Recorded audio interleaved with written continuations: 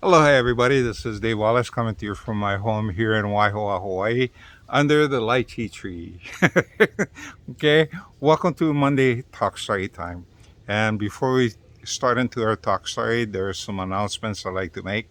The first is regarding our first series book called Anna Blaze. We're finished with book number one and almost done with book number two. And Elle and I will be starting our book number three later this week once we finalize the outline, and that should be fun. Elle and I decided to take in the reins, the writing responsibility for this book because it means a lot to us. It's our baby. We created it, and the manuscripts that we've been getting from the writers that we're hiring not cutting it. So we're going to be doing it ourselves and hopefully we can do a better job.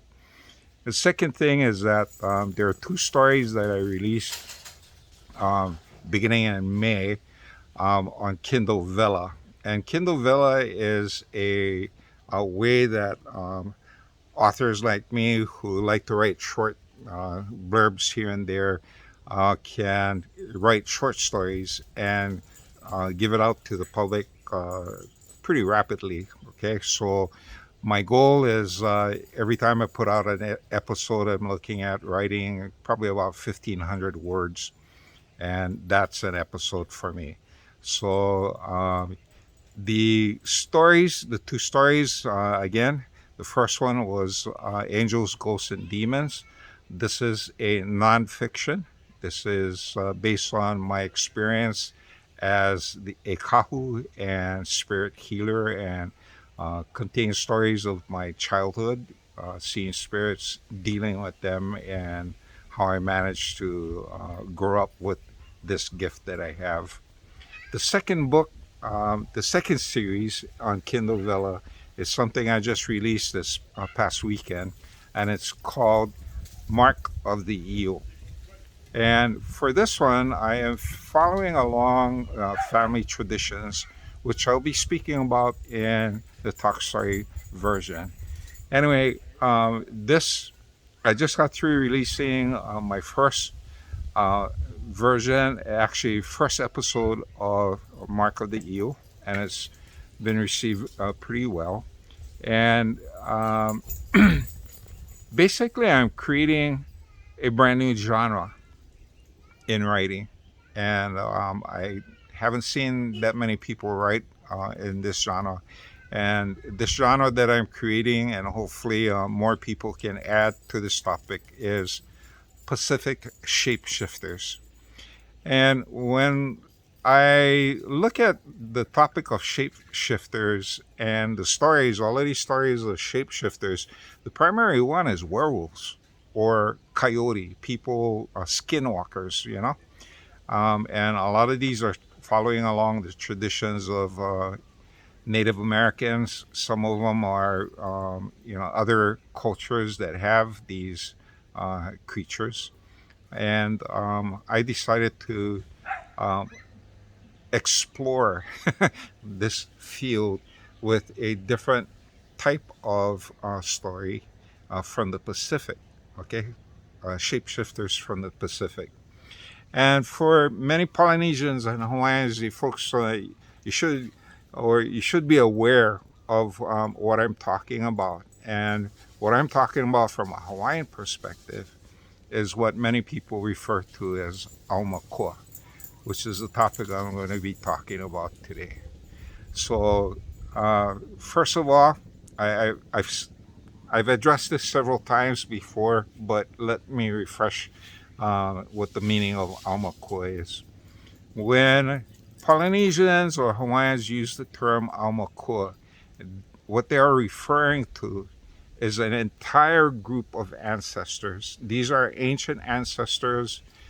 These are kupuna, these are ohana, these are families that have been passed away. They're dead and gone, and they're existing in a different plane. That's the Aumakua. In fact, the older the spirit is, the deeper they go into this line of Aumakua. All right. And another thing that's been talked about, but not understood very well, is the Almaco with a capital A. And the Aumakua with capital A uh, is what people refer to as family guardians. Okay? These are family members who possess something unique about them, something special about them, either accomplished something great or something unusual for the family. And after they died, their spirits were asked to serve as ancestral guardians for the family. So that's another use of the term Aumakua among Hawaiians. These are specific ancestors who serve as our guardians. You may call them guardian angels, okay? The people that stand behind us and protect our back. So these are the Aumakua. And so in this tradition, um, this is what my story, A Mark of the Eel, is based on. It's based on the Aumakua of our family, the eel. The family that I'm talking about is my paternal side, my father's side of the family, um, on his mother's side, and his mother is a Makaiwi. And they're from the island of Maui. And so for this family, uh, their ancestor, uh, who had special powers on land. While this person was on land, he was a human being, tall, large, and very agile human being. However, as soon as he went into the water, he transformed into an eel. Great fisherman. He would provide fish when the villages needed fish. Okay, and this particular ancestor was not born here in Hawaii. This ancestor actually migrated to Hawaii uh, from Tahiti. And according to the story, this is several, thousands of years ago, okay, and prehistory. This ancestor lived in Tahiti with his family, and apparently something wrong was happening in Tahiti, either civil war, famine, or something that was devastating to the people. So the family asked this man to go out and using his skills and his abilities to go look for new land. And so he jumped in the water, turned into a eel, and swam throughout the Pacific looking for a new place for the family to live. And eventually, he ended up in Hawaii. And when he came to Hawaii, these were original Hawaiians, the Kanaka Maoli, before the Tahitians, before the Samoans came into Hawaii. These were the original Hawaiians that were living here, and they were peaceful. And there were no kings really. There were family units that cooperated, and what my cousin on Molokai called the Aha Council, where families would get together to determine how to manage the land. That's how things were there, and there were a lot of food. There was no war. There was peace. So when this ancestor of mine came to land and people saw him, and he was much larger than them, they accepted him and thought of him as a chief. They kept him, fed him, and after he was able to communicate with them what was going on, the chief uh, told him to go back to Maui, go back to Tahiti, and bring the family. So when our ancestor was rested enough and had the strength, he jumped back into the water, transformed to an eel, and swam back to his home island. When he went back to his home island, um, the place was devastated. And out of all of his family members, he could find only two of his sisters. So his two sisters, and they were so destitute, they didn't even have a boat. Okay, so he told the two sisters to jump on his back, and he packed them on his back all the way from Tahiti back to Hawaii. And uh, when the two sisters and this particular ancestor reached Hawaii, they're married off into the chief family, and they became part of the chiefly line here in Hawaii. So that's my ancestor that we're talking about. And because he was a shapeshifter, or some people call it a kupua, where they're dual nature, and it's a man beast basically. And so years later, after he died, the family went through the ceremony to create this Amako or protector. And since that time, this Aumakua, the person, okay, let me make it very clear. It's the person that's the Aumakua, not the you, okay? Now, when the Aumakua shows up and you call them, summon them, that's when they can take shape. And the most common shape they take and stuff is human form, because they're humans, okay? And however, other times, if they're gonna appear in the ocean, that's when they're gonna show up as an eel. And I've had an incident where I called upon my ancestors, my guardian, to help me look for my glasses that I lost in the forest. And when you think about your ancestor, that's an eel, it's going to display itself in the forest. How does an eel display himself in the forest? Think about it. Well, when my ancestor chose to help me find my glasses in the middle of the forest, he appeared to me as a thick vine, long vine, that came from the edge of the road, and unusual. This vine was unusual. For some reason, I looked at it and it's weird. It seemed out of place. But I was impressed to follow this vine that appeared. And so as I followed it deep into the forest, and right where the vine dipped back down to the forest floor, there was my glasses. Okay, so this is the way the Aumakua appeared to me in that instance.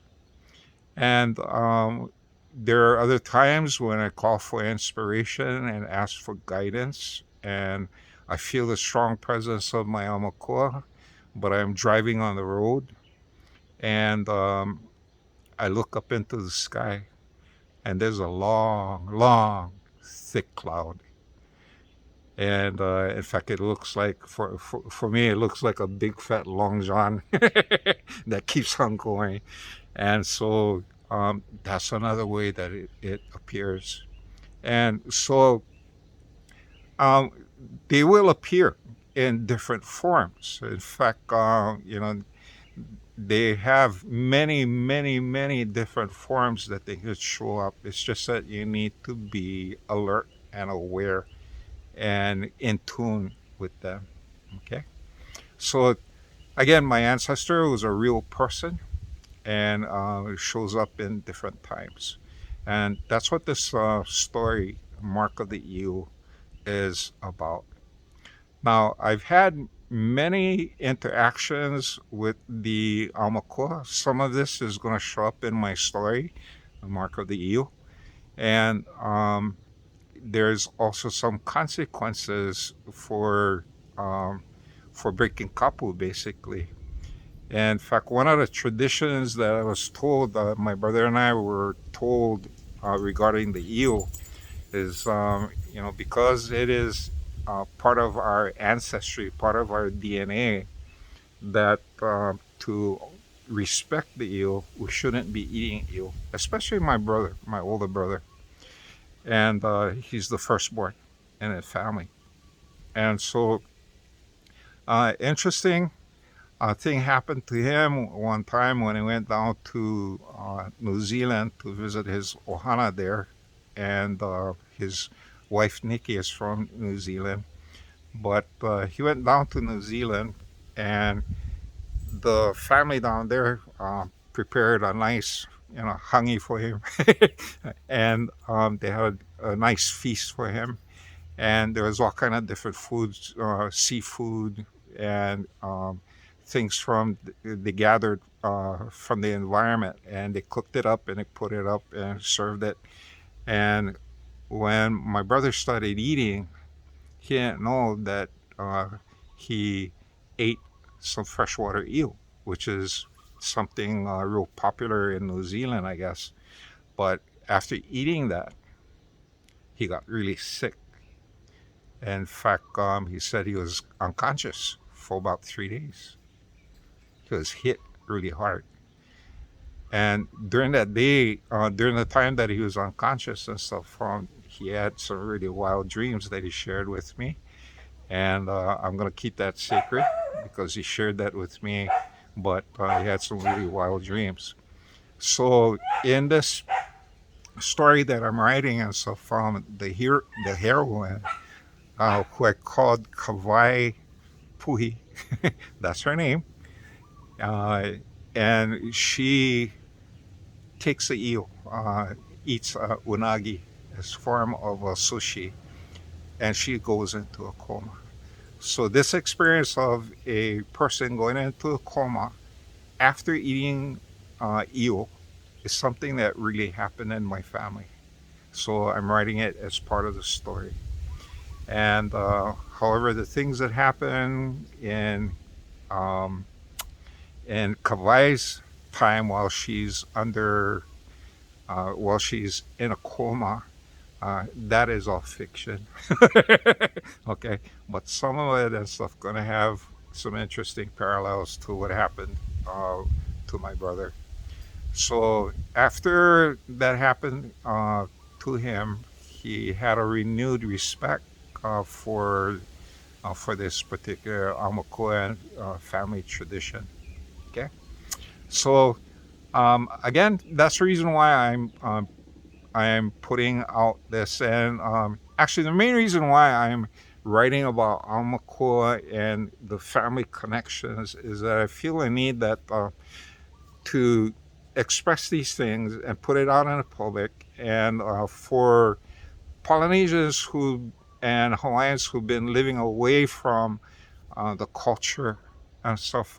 Hopefully, you folks can take a look at these stories and reconnect, because some of you folks are really lost and lost your way and totally disconnected from your family and who you are.